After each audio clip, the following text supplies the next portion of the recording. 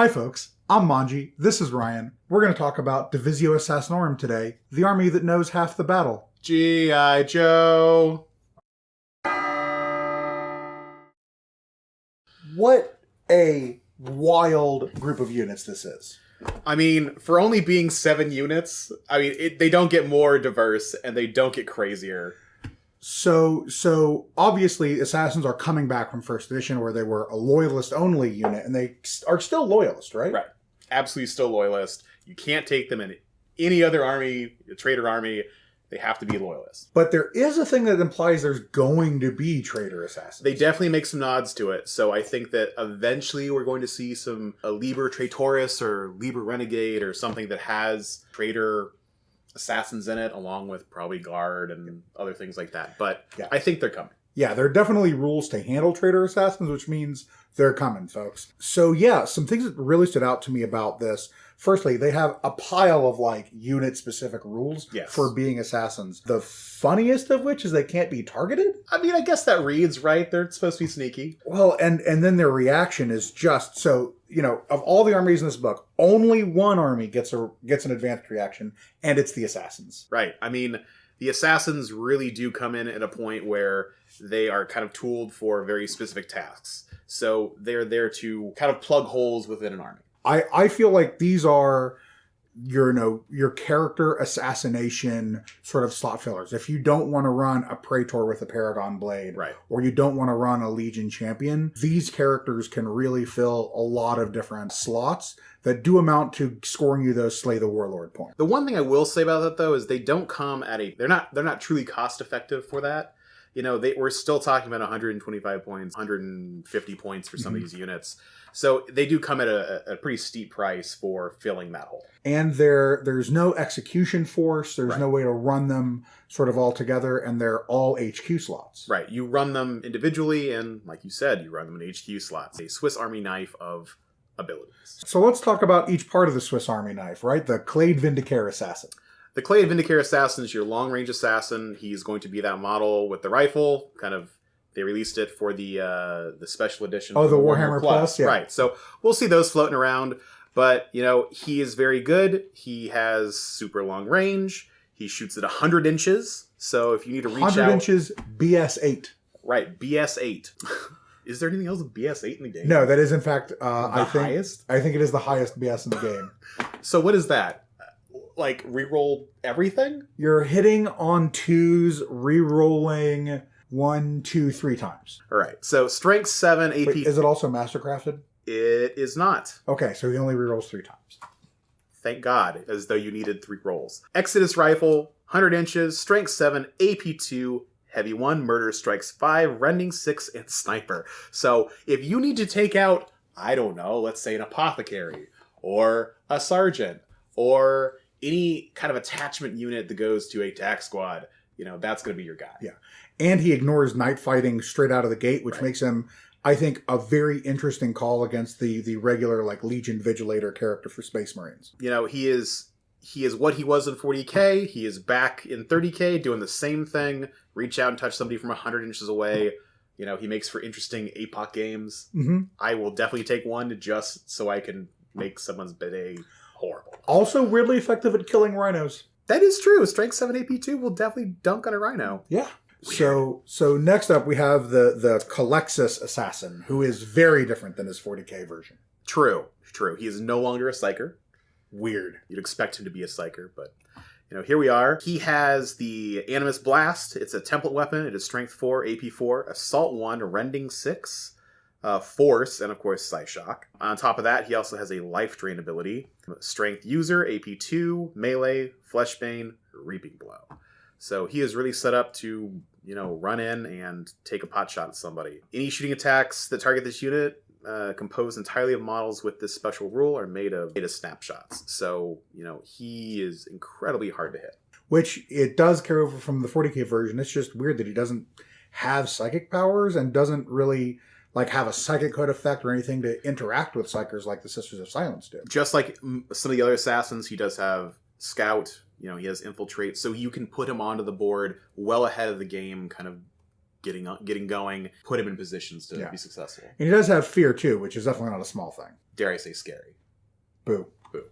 Third in our run through is the Caladus. 125 points. He has all kinds of nonsense. Special rules, Reign of Confusion, Infiltrate, Scout, Support Squad, and of course, Loyalist. So again, we're back to putting him into Loyalist armies. And of course, just absolute crap load of special abilities and rules. The highlights being, let's say, the Phase Sword, Strength 3, AP 1, Melee, Rending 5, and Phase Shift. Phase Shift being on a 2 wound roll of 6+, the target model automatically suffers a wound with no armor saves, invuln saves, or damage mitigation rules allowed. This rule has no effect on models that do not have a toughness characteristic.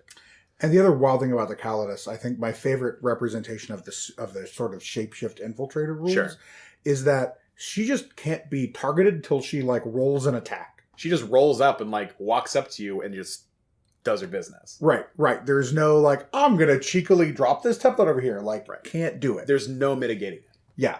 Just it's gonna lead to some weird interactions at events, I'll tell you that. I think she ends up being one of the better assassins, just because of the utility. Yeah, for sure. And if you need to rip up a sergeant, captain, or something like that, you have the ability to do with this. Absolutely. The last of our classic range of assassins before we get to the juicy new stuff, the Eversor. The Eversor. All the stats you'd expect: movement 7, weapon skill 5, ballistic skill 4, strength 4, tough 4, wounds 3, initiative 6. My God. Attacks 3, leadership 10, saves 4. Special rules are counterattack, friends on rage, biological overload, infiltrate, scout, support squad, loyalist. I mean, she's on something, that's for sure.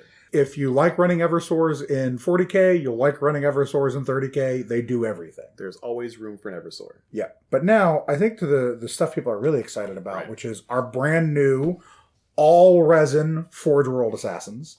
So, first up is the Clade Adamus, a.k.a. the coolest ninja in all of Warhammer anywhere. Cooler than the Ogre Ninja. I'll throw it out.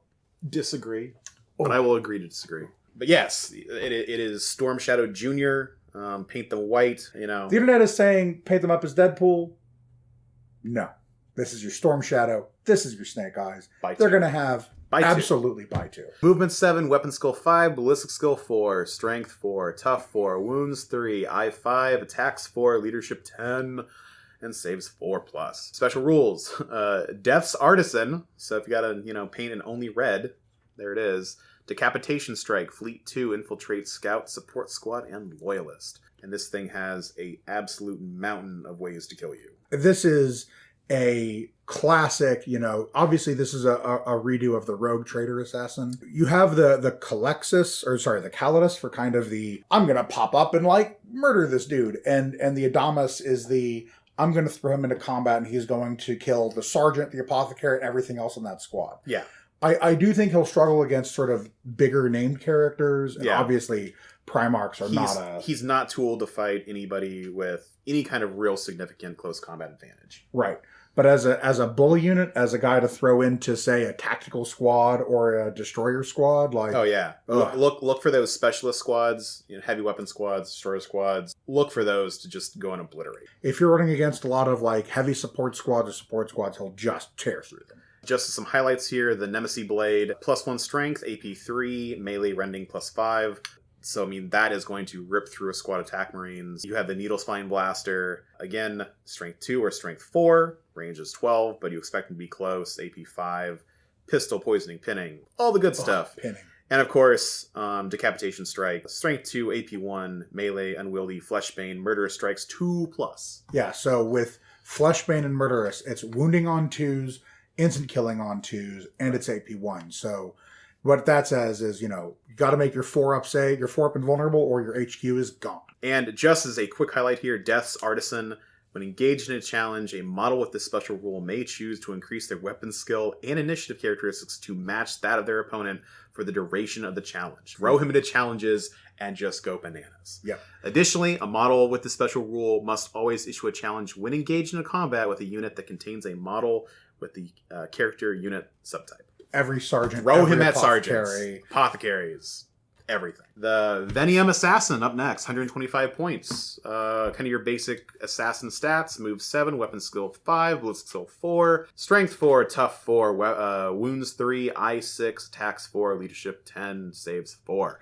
Special rules: Infiltrate, Scout, Unnatural Conditioning, Support Squad, and Loyalist. Absolutely my favorite of the new assassins. Yeah, this is the one. So there's two big things I love about this, about the Venenum character.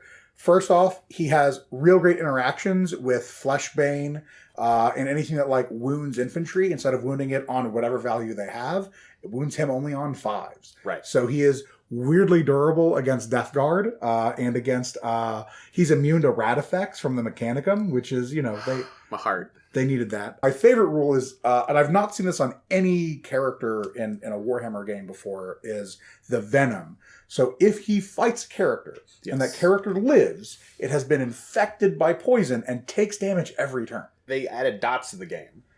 For this one dude. I love it. I love it. I love it. So are we going to see more dots coming up then?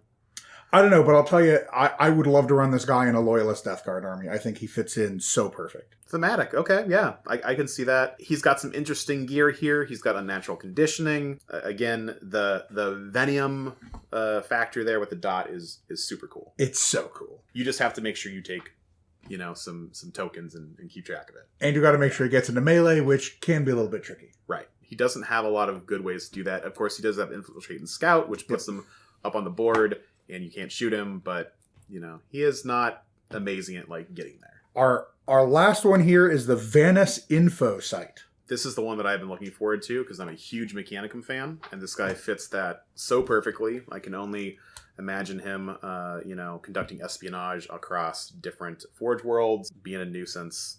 But he's very cool. Basic stats: move 7, weapon skill 4, base ballistic skill 4, strength 4, tough 4, wounds 3, eye 5, attacks 3, leadership 10, saves 4. And special rules: independent character, new spheric interloper. I love interloping. Infiltrate, Scout, Support Squad, and Loyalist. The thing that's really crazy about the Infocyte is, unlike the other assassins, who are definitely assassins, they're going to run up and melee something to death or shoot something to death. The Infocyte is almost like a support disruption type of character. Right. He is there to make he's there to make the game challenging for your opponent. He's there to throw wrenches into their plans. Although notably, it does absolutely dumpster automata, which I love. I hate that because I have so many of them. I really want to see somebody rock up to an Infocyte with like Perturabo in the big iron circle and just watch them all die. Just like the Thanos snap, like all the robots go away. I hadn't thought about that, but that would be awful. Yeah.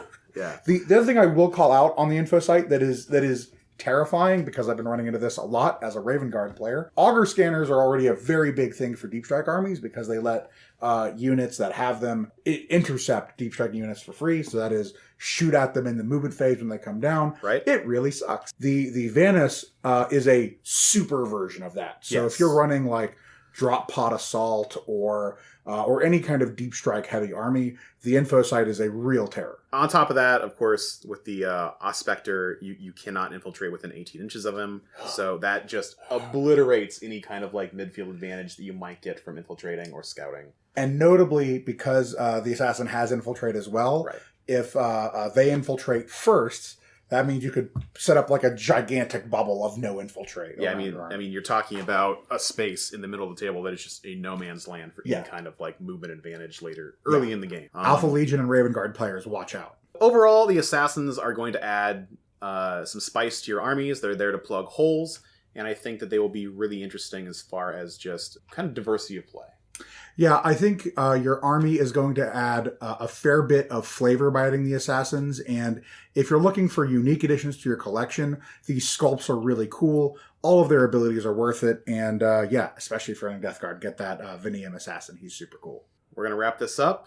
I'm Ryan from the Bull's Basement. I'm Manji, and kill your enemies, folks. Yeah, keep rolling dice.